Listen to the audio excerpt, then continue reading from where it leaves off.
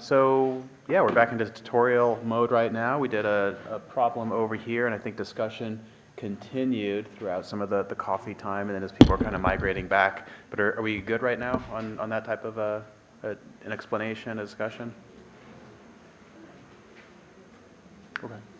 So let's go to the next one. I promised we would come back to this one, and the goal here in this next problem is to really walk through the details. Yeah, they're on. Maybe do I just need to bring them a little bit closer? Is that better? Is that better? Okay.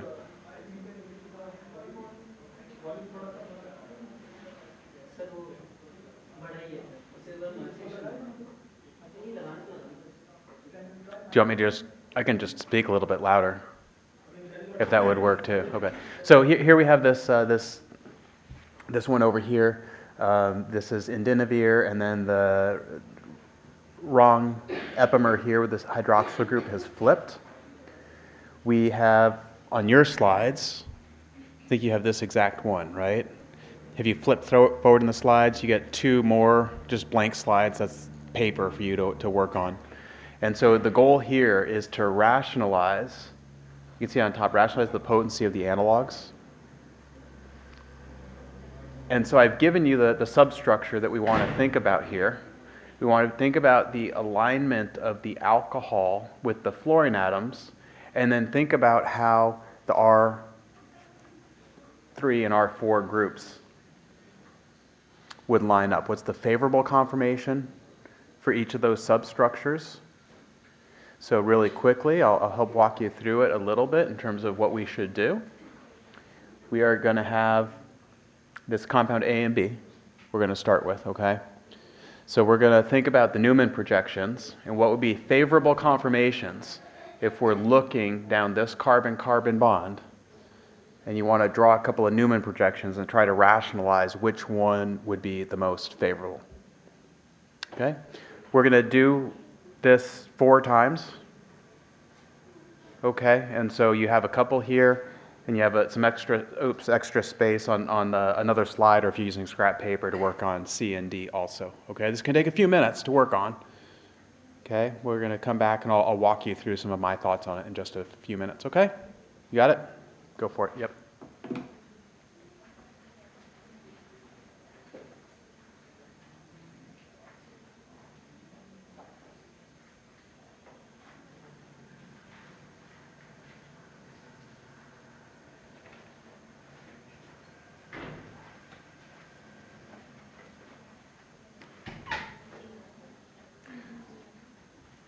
So for those of you who just came in, I'll talk off the mic. We'll go back to that early example. When we think about Newman projections, and that indinavir example. It is in the slide, I think you see it. But what would the favorable conformations look like from a Newman perspective for those things? And in your slides, you can see the other couple there too. So there's 4 compounds that we're ultimately going to discuss. Right now, I think we're just kind of working on A and B.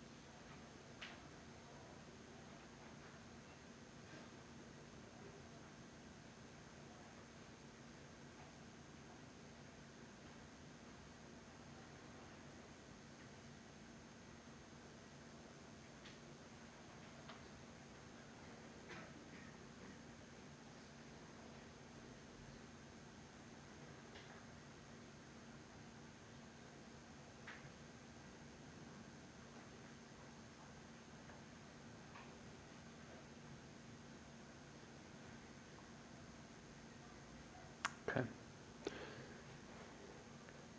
So hopefully you drew a series of Newman projections, at least for the first one, and possibly move into the second one too. There's a couple that we might consider, and there's a third that we could also draw if we want to too. And what I'm doing here is just setting the primary alcohol as being one direction. If we're looking down, you'll go to the right, you would see the R3, and then if you're looking down from the alcohol to the left would be that hydroxyl group, and that's that stereocenter here. And then hopefully the stereochemistry on the backside is correct also. For this target, you typically need an arrangement of the R3 and R4, so they're kind of going away from each other there. And so when we rotate the CC bond such that we have a gauche interaction, remember the gauche interaction, kind of two features to that. You have the overlap of the CH bond with the pi star of the CF, and so that's reinforcing there. But you also have a little bit of an intramolecular hydrogen bond with the hydroxyl and the fluorine atom, and so that's another effect there. That holds you in a conformation. And this alpha fluorine here, in which it's syn with a hydroxyl group, that was the one in which the natural conformation seemed to be consistent with the conformation of the one that does not have fluorine seem to match that of the conformation we put fluorine in this position. If we start rotating this around, you'll see some conformations for which you have the anti-arrangement here that's not necessarily favorable. You'll start to see these R groups are reasonably bulky, and we'll start to see steric interactions with those as you continue to rotate around. And so we have a situation here in which there's a preferred conformation. And so did most people kind of get something written down for B too? We're working on B. And so we can start looking at B. In B, when we have a gauche conformation, we start to have other steric interactions that are disfavored. Okay, so that's bad. In the situation in which we would have like R4 and R3 anti to each other, and that's preferred, we don't benefit from the gauche interactions there. We don't benefit from an intramolecular hydrogen bond either. And so these are the type of features that will hold the R3 and R4 groups into certain conformations. So did anybody take a stab at C and D? We got C and D? So C and D is the next couple that you should probably move into. I'm going to give you a little bit less time since we started doing the analysis and walked through A and B, so you should be able to work on C and D a little bit faster. I'll give you 5 minutes here, and then we'll walk through it with my slides. Okay?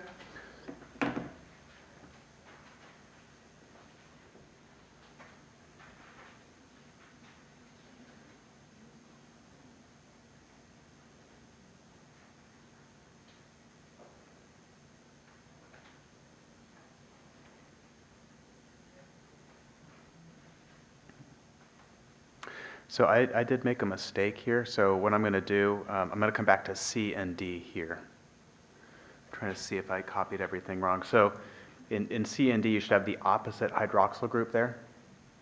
And I think when I put it on these slides, I have the wrong hydroxyl group here on these slides, so apologies about that.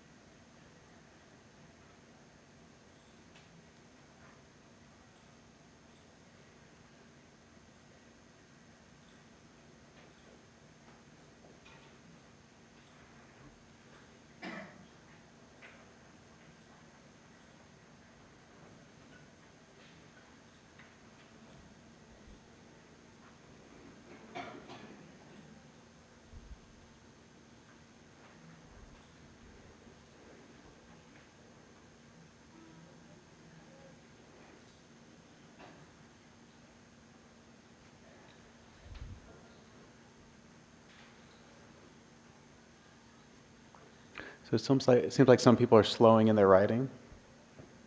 And I put the correct C and D up here so we can go ahead and go over to some other thoughts here. In C, against the wrong C structure, the stereochemistry of the alcohol needs to be inverted. But in C here, since we have the wrong stereochemistry of the alcohol, we obliterate activity, but the fluorine makes it worse too.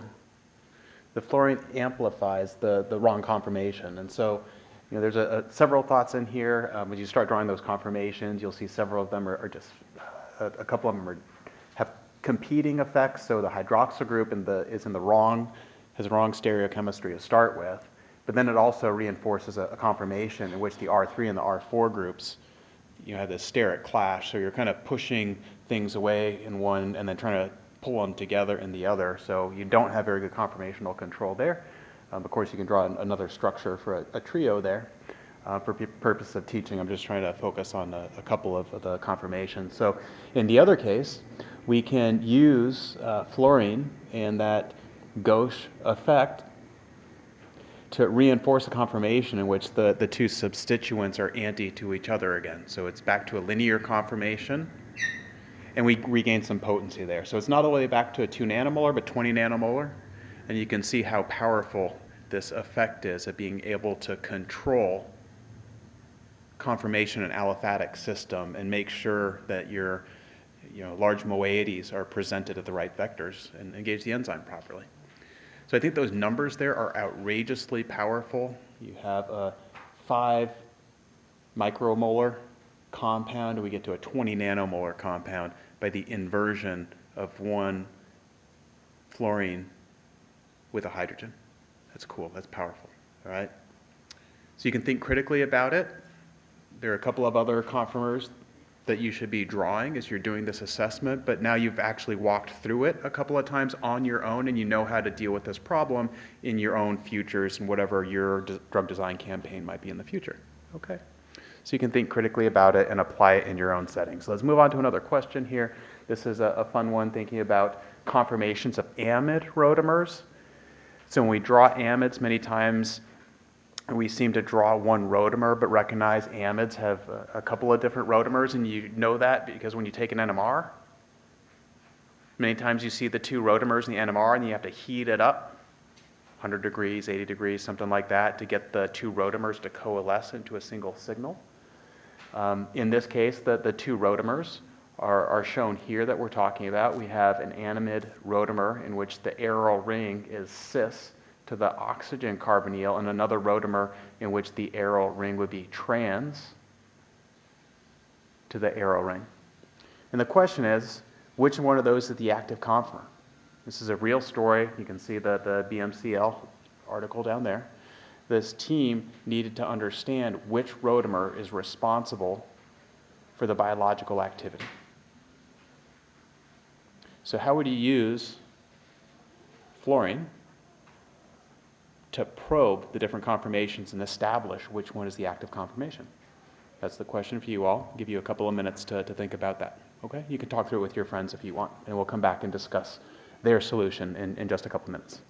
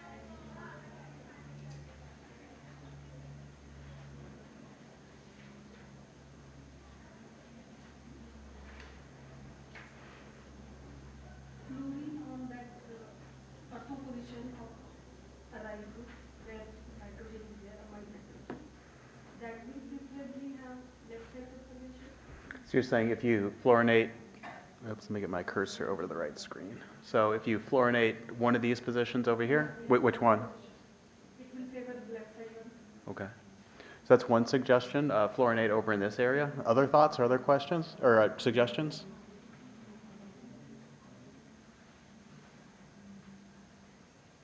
And anybody else want to take a stab? Nobody else is bold and daring? Thank you for keeping the discussion going. Okay, so fluorination might be one strategy here, and so there might be several sites. So I'm going to give you about 30 seconds to make up your mind before we vote. And my gosh, I hope we get more votes than last time.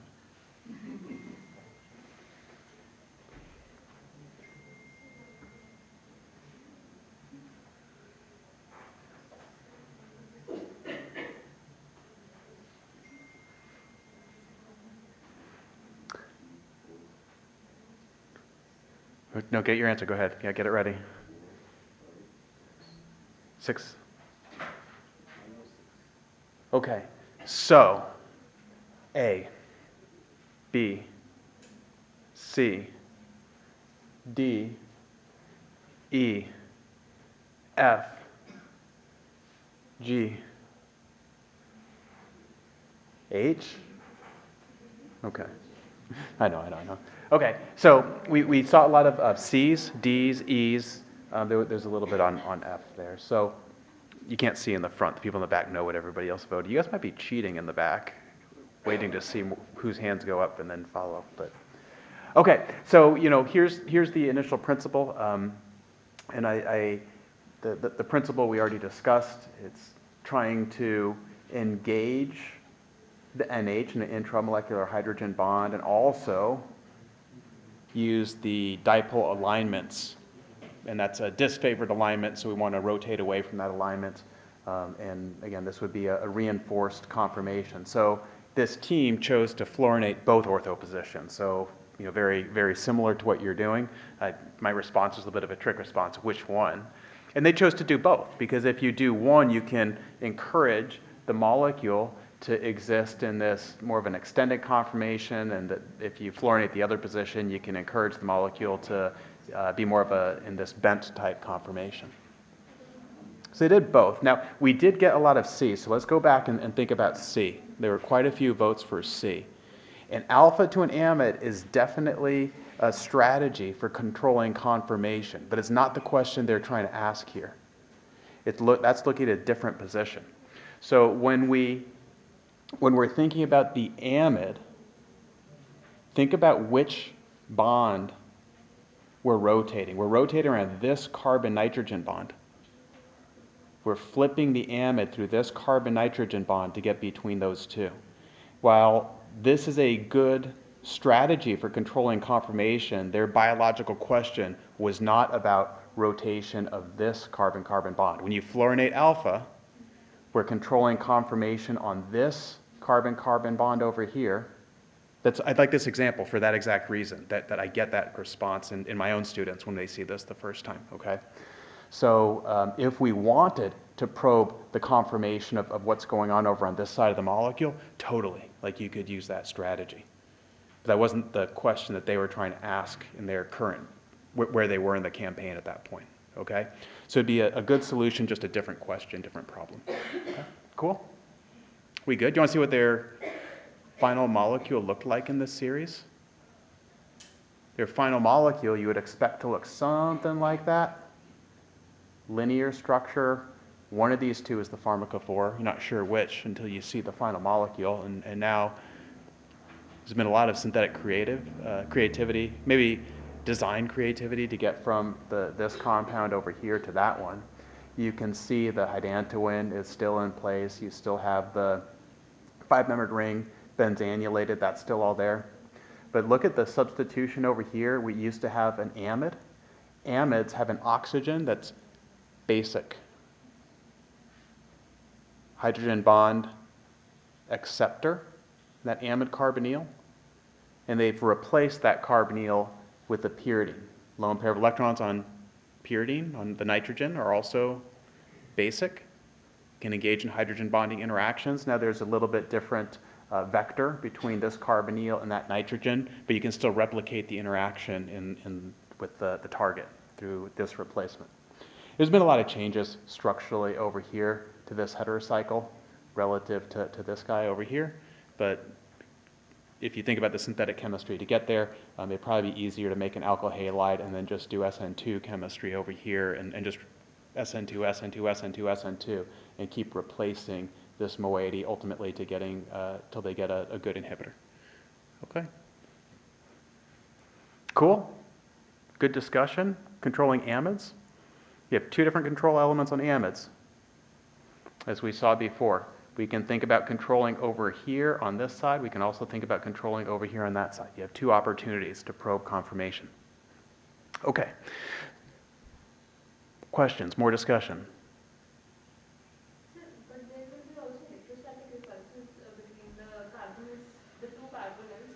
Over here? See the two structures, there are electrostatic repulses, there will be there. Sure, but you have, the way I have drawn it here, there's electrostatic repulsion, and you're right. So you have rotation around the CC bond. So don't believe that any of these ChemDraw. So this will be. Yeah, the ChemDraw structure is not static. Yeah. And so you still have free rotation around this carbon-carbon bond, and that carbon, sorry, this carbon-carbon bond and that carbon-nitrogen bond. So it can move and minimize the electrostatic repulsion between the amide carbonyl and this imide carbonyl. Or urea type carbonyl, sorry. So, okay? So like sir, I have another question. Like here then the pharmacophore part should be beyond that of the amide carbonyl, right? Because otherwise this entire amide part and even the fluorine part which is having so many interactions, that is getting replaced by the pyridine group in the optimized analog. Because if that kind of interactions are required for like binding with receptors and all, then that would be entirely hampered in this case. What would be hampered if?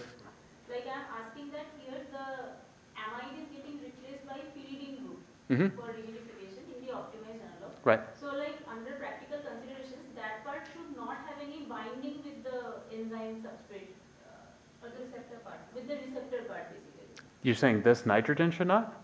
Yes. Fine. No, I think it does. I think it replicates the interaction that you used to have with that carbonyl.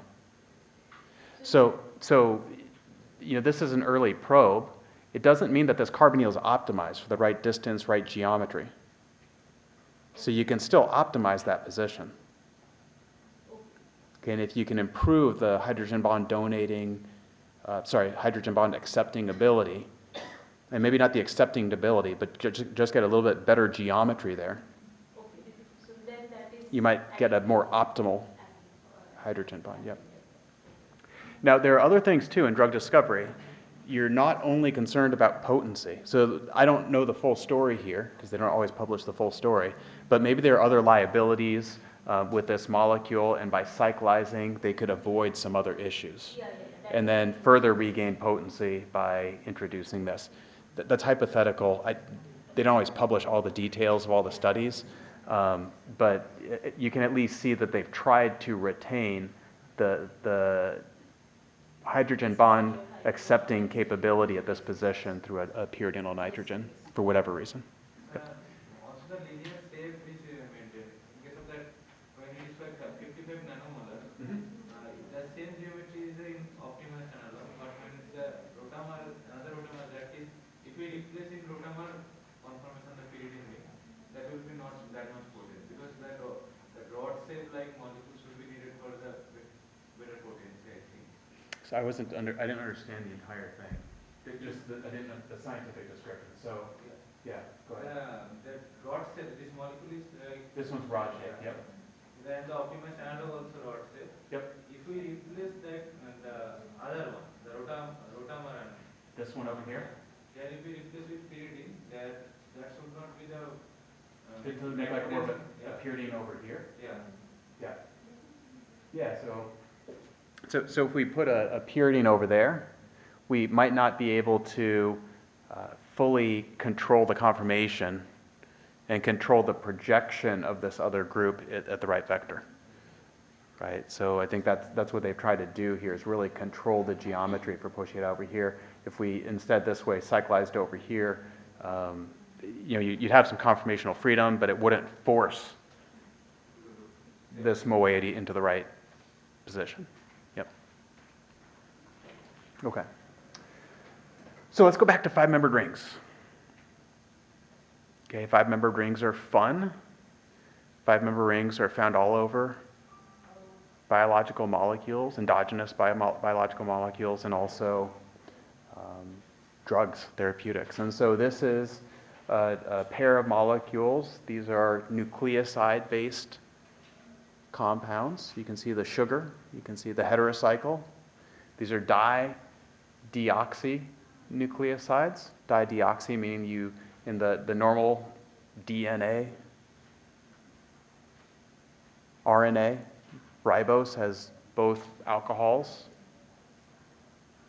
DNA, deoxyribose, would be lacking one of the two alcohols, would be lacking the alcohol at this position. These are dideoxynucleosides, found in quite a few therapeutics. In this case, these 5-membered rings that bear a hydroxyl group and a nucleobase can exist in a couple of different conformations. And I've showed the different puckering that can occur. When you pucker one way versus the other, you can see the distance and the geometries.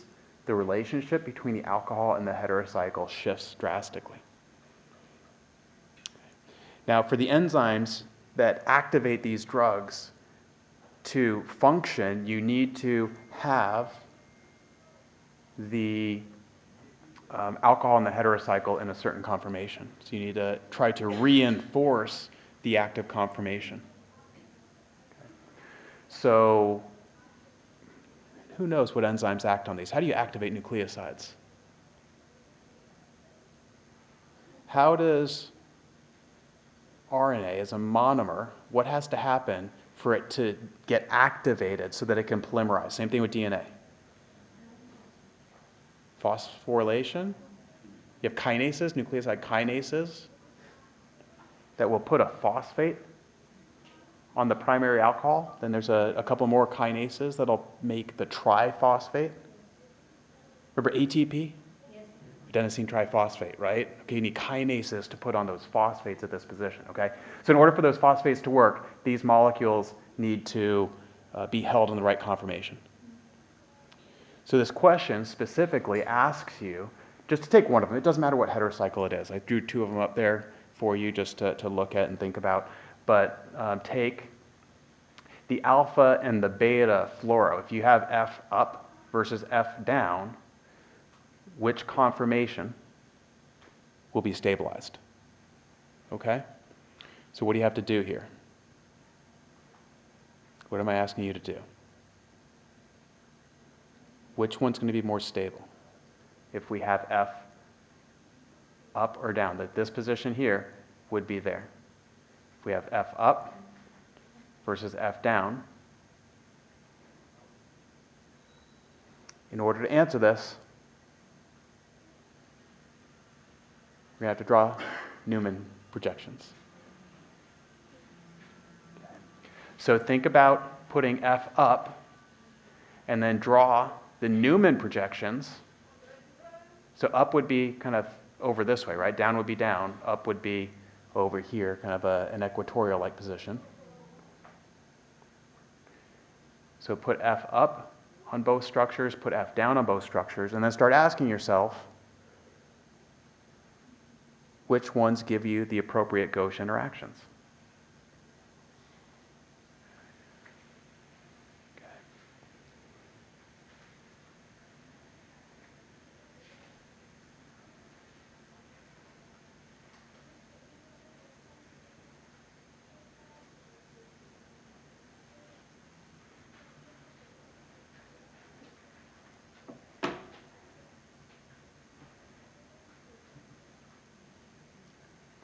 So there's what I'm asking. Put F up. Put F up, put F down. Think about how this might exist in either of these 2 conformations. And do the same thing with the bottom one. Okay, then we can start analyzing the problem and coming to a solution.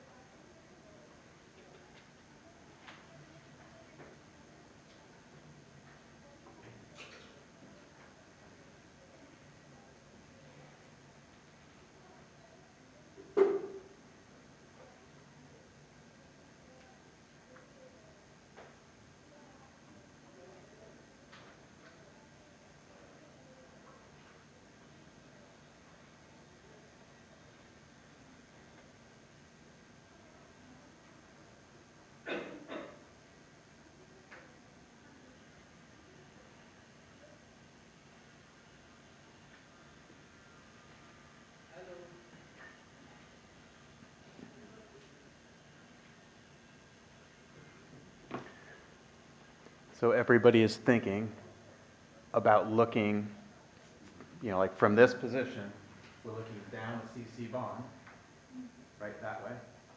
So we're looking from this position to that position. Okay.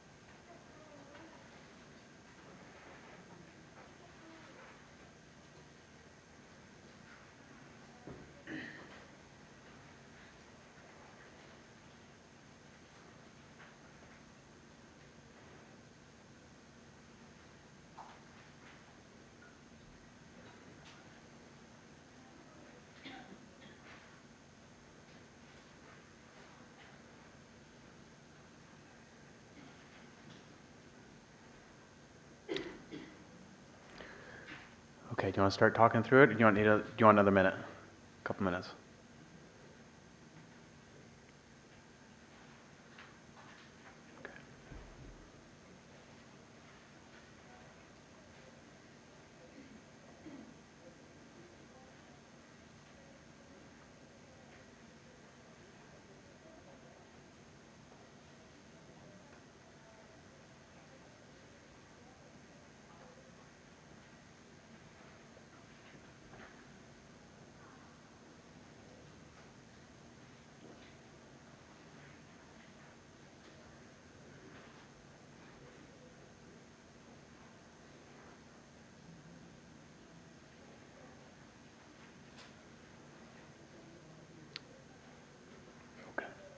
So maybe some people drew some structures like that. We'll start with the one on the top. So if we put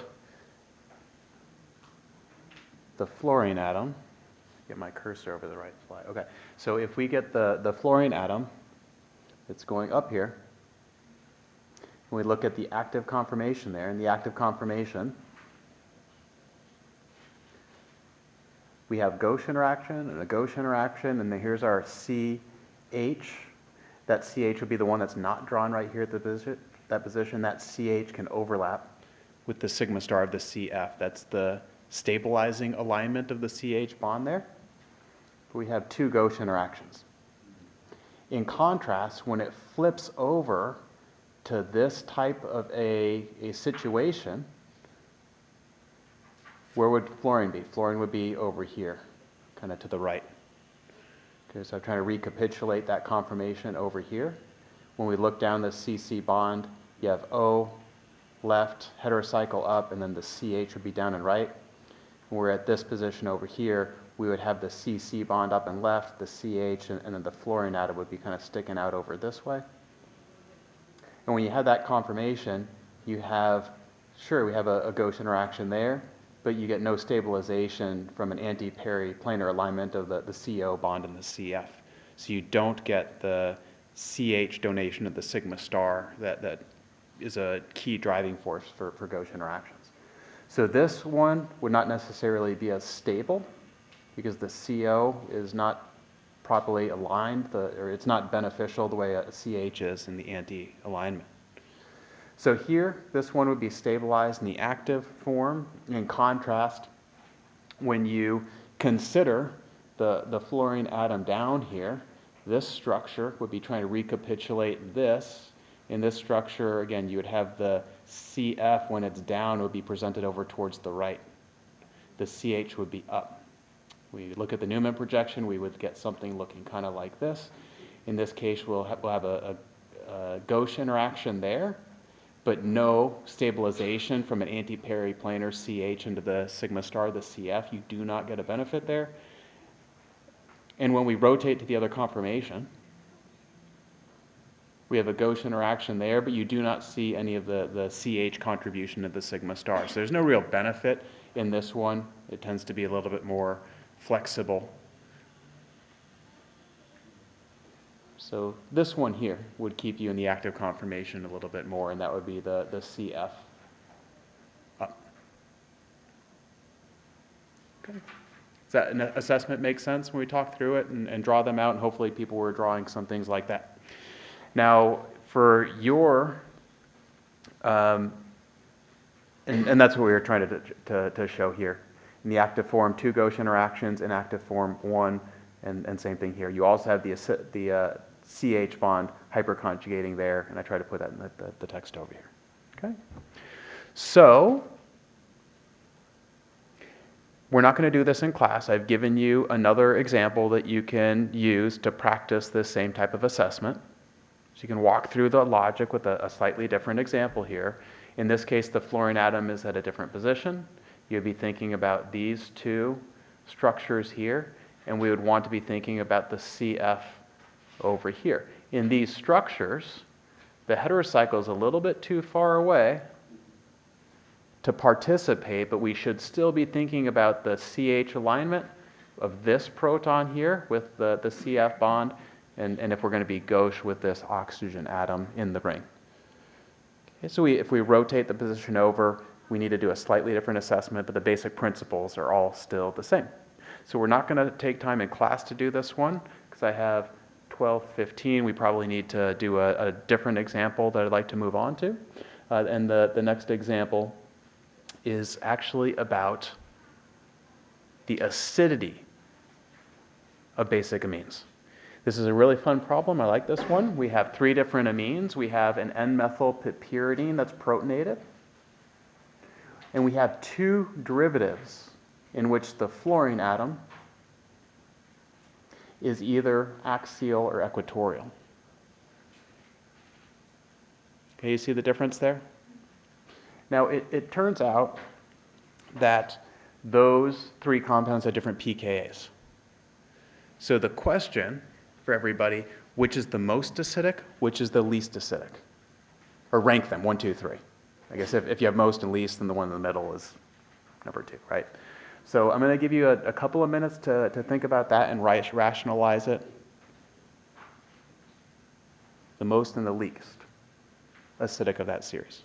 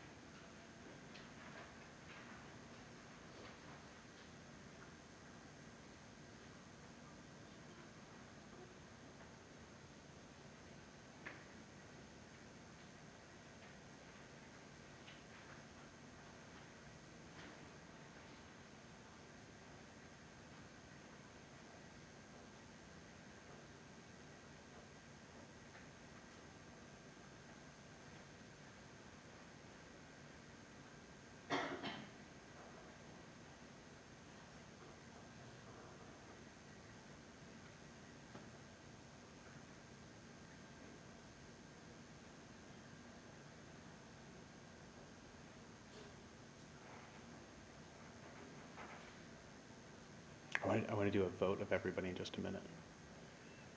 Okay, got an answer real quick? Okay, so most acidic, A, B, C. Okay, so B's and C's are split. I didn't take a poll of every single person, but we'll say it's close to 50-50, just a first estimate. Least acidic. What's the most basic amine? A, B, C. Okay, so that one was A. There was a lot of B's too. Okay, went back and forth between A and B there, but there was very little C. So let me show you some data. These are not pKs. This is delta pKa. So N-methylpyridine, the pKa there of the conjugate acid at 9 or so, roughly, 8 basic amines, kind of 9 to 10 range there. Delta pKa, almost 2 pK units different, but what about that difference there?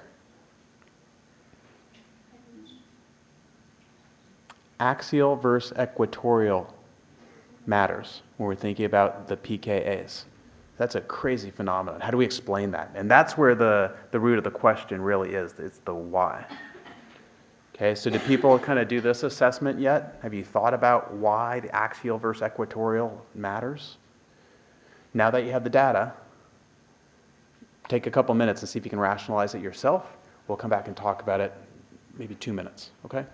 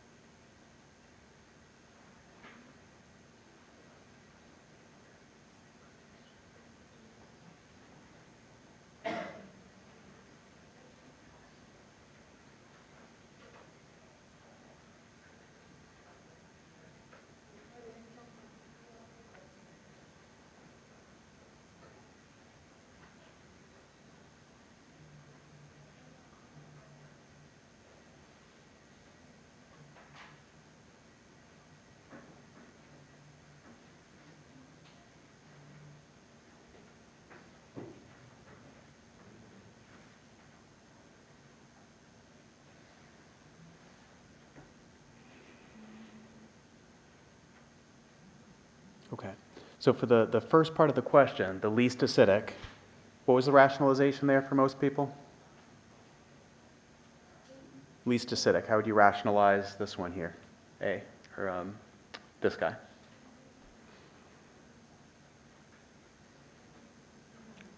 Least acidic, most basic nitrogen. Lewis basicity of the nitrogen.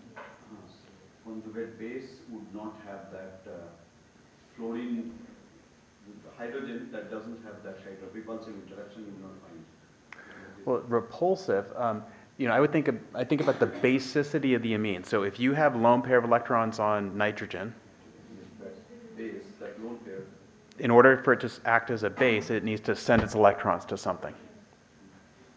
When you put fluorine at the beta position there, so alpha, beta, when you put fluorine at the beta position, the electronegative effect of fluorine starts pulling electron density towards itself, and it renders, through an inductive effect, this amine less basic. This amine will pull its electrons closer to itself because of the inductive effect of fluorine a couple atoms away, and that would be why these two are both more less basic, more acidic. Okay, it's a really important effect. We're going to come back to acid-base chemistry in the next lecture quite a bit when we start thinking about distribution of molecules throughout the body. It's going to be pretty important. But the directionality of that effect matters. It can be a conformational controlling element. It can also be a pKa modulating property. Now we need to compare these two. And this is a little bit trickier of a problem here. Let's think about the arrangement of the molecule, and when it's in the axial conformation, intramolecular hydrogen bonding interaction is present. We say that intramolecular hydrogen bonding interaction is stronger for the cationic amines. We had that series of like way too many structures on one slide. I don't like having that many structures on one slide, but there were a lot of structures showing the equilibria. And when you had a cationic species, that intramolecular hydrogen bonding was stronger. And that's one feature we're seeing here. You also have gauche interactions. So when you look down, this CC bond on this structure here, the fluorine and the nitrogen are gauche. For some people, it's kind of tricky to see the 3D representation when you have a 2D ring system. So you can make a model. You can go back to your lab this afternoon or tomorrow or in a week or never. It's up to you. And make this molecule and recognize that the nitrogen and fluorine are gauche and the CH bond that's in the axial position here is anti and has proper alignment with the CF sigma star. Okay? So that's what I'm trying to show here. You should be able to draw this structure from looking at that compound there. So that's favorable. And you only have it with this. In this case, where you have the CF bond, that CF is anti to the carbon nitrogen there. And you don't have the intramolecular hydrogen bonding interaction to further stabilize. So this is more stable overall. This is a more stable species. So this one is more willing to let its proton go. It's more acidic. Okay? Cool. It's a fun example. It's a really hardcore phys org. Okay? It turns out that this can be useful. We're going to see this molecule on top again when we look at distribution. The modulation of pKa of basic amines is like one of the most important things in medchem. It gets used so much to solve so many problems. So we'll understand why in subsequent slide decks and subsequent days of the lecture. But just please note that this property and getting the directionality right can be useful in drug discovery. And this is a serotonergic agent from some years ago. This the Van Niel paper, 99, is this one here. So yeah, the question. So if the middle one is the more stable, then why it will exist into that third structure? The structure will exist like second one only, right? Yes, this is a thought process. If you have maybe other substituents that lock your ring system, you can get one versus the other. You can still measure these computationally and measure model systems that have this type of property. But think about if you had other substituents dangling off here, you could control axial equatorial equilibria by forcing it into the right conformation. In addition, you might have a rigid system. You might not have the opportunity to do ring flips and go back and forth between them because it's conformationally locked somewhere else. And the nature or the directionality in which you position the fluorine can have an impact. And it's also great phys org and great thinking, and that part is relevant too. Yeah. So. These two are not conformational isomers. They are like you cannot actually interchange, right? Conformational flipping will not interchange. So they are conformational isomers. So if you flip the middle structure, it will not go to the third structure. So that is what you are saying is not possible. But you could deprotonate and reprotonate from the other side and then do a ring flip. Right? There's a way to get there if you, in a physiological system. You deprotonate, lone pair of a nitrogen tunnels, right? Tunnels back and forth through the nitrogen. Then a ring flip would get you, and reprotonation the other side would get you to the other structure. So that's why I think you said that drug, the sericity doesn't matter over there. Well, you would have diastereomers here, right? You have a stereocenter here. When you have this fluorinated, now the two sides are differentiated, and then they're diastereomeric.